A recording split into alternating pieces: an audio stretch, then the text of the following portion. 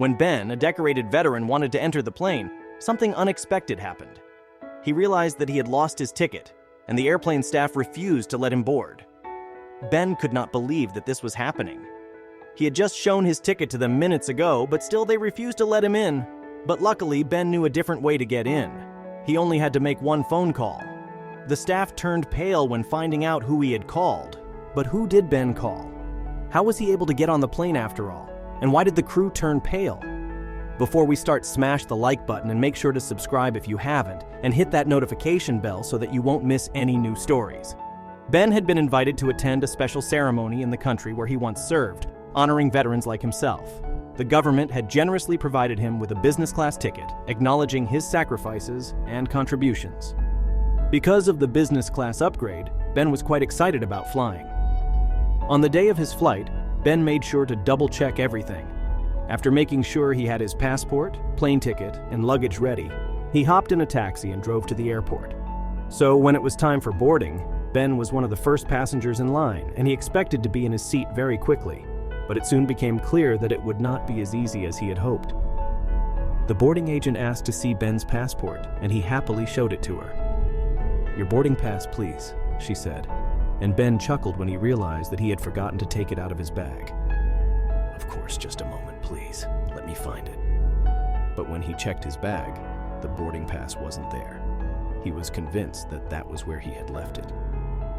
Ben smiled kindly at the boarding agent and told her, "I can't seem to find it right now," thinking she would let him board anyway since he had already needed to scan his boarding pass to check in. But this did not happen. The boarding agent didn't even smile back at Ben or try to hide her displeasure. "Sir, I'm going to have to ask you to leave." Ben was stunned. Was she being serious? "Sir, you're holding up the rest. Either you leave now, willingly, or we'll have to call the police," the boarding agent suddenly demanded. "Please, you have to believe me. I have a seat on that plane." Ben tried to plead with her, but nothing seemed to work. Ben felt a wave of frustration but kept his composure, clinging to hope. Realizing his continued presence was only escalating the situation, Ben stepped aside. His movements were slow, weighed down by disbelief and disappointment.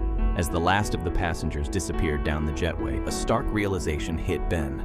He watched, feeling a sense of urgency rising within him. The gate was closing, and with it his chances of making the flight and the ceremony. With a deep breath, Ben reached into his pocket and pulled out his phone. It was his last hope. A lifeline in a sea of uncertainty. Making this call could change everything, he knew. With a resolute click, he made his decision. Ben pressed the phone to his ear, his expression hardened with determination.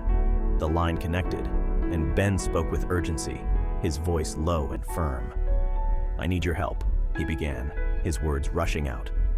The response on the other end was inaudible, but Ben's reaction spoke volumes. Ben's voice was a low murmur, his conversation barely audible amid the terminal's hum. He spoke with measured words, each sentence carefully crafted. Nearby passengers and staff, having witnessed Ben's urgent call, began to whisper among themselves. "Who could he be talking to?" someone murmured. As Ben's call drew to a close, his voice grew more earnest. "Please, I need this," he implored, a note of desperation creeping in. "Thank you," he whispered, a mixture of relief and apprehension in his voice. The call ended, leaving Ben in a state of hopeful anticipation. After ending the call, Ben's eyes immediately shifted to the large clock hanging above the gate. The minutes were slipping away, each one heightening his anxiety. The boarding agent, with a final glance at Ben, reached for her walkie-talkie. "Gate closing for flight 217, she announced, her voice void of emotion. Ben watched in despair as she relayed the message, the finality of her words striking him like a physical blow. Ben stood motionless as the plane began to taxi away. He watched, disheartened, as it moved further and further from the gate, taking with it his last vestiges of hope.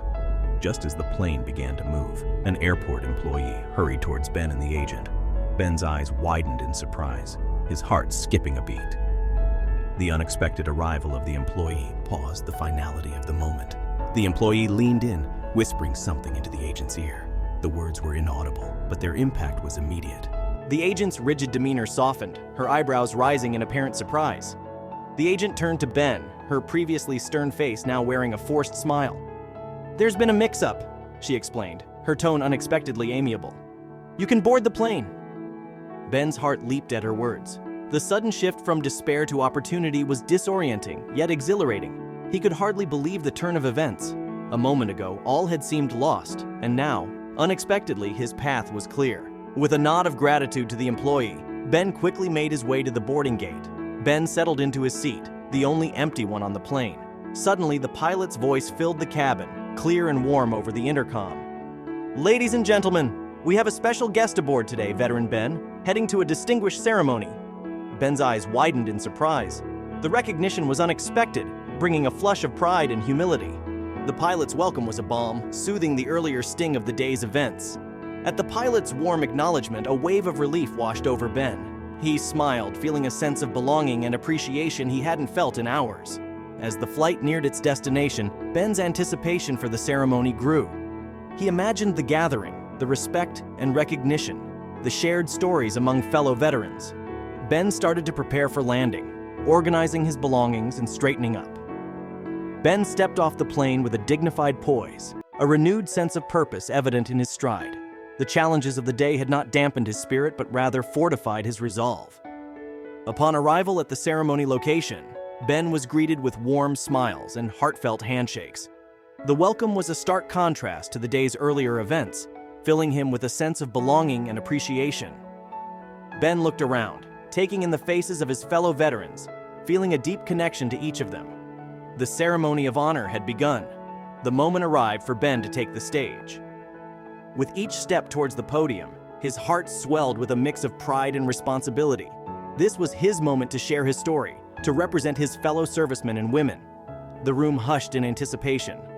Ben began his speech, his voice steady and clear. He spoke of his time in service, of the bonds formed and the sacrifices made. His words were heartfelt, painting a vivid picture of the life of a soldier. He talked about the challenges, the triumphs, and the unbreakable spirit of those who serve. As his speech neared its end, Ben shared the story of his phone call. He revealed how an old friend, a high-ranking military officer, had come to his aid in a moment of need. The tale added a layer of humanity and vulnerability to his speech, illustrating the enduring bonds formed in service. The audience listened intently, moved by the display of loyalty and friendship that transcended time and rank. Ben concluded his speech, and the ceremony drew to a close with a powerful tribute to all veterans.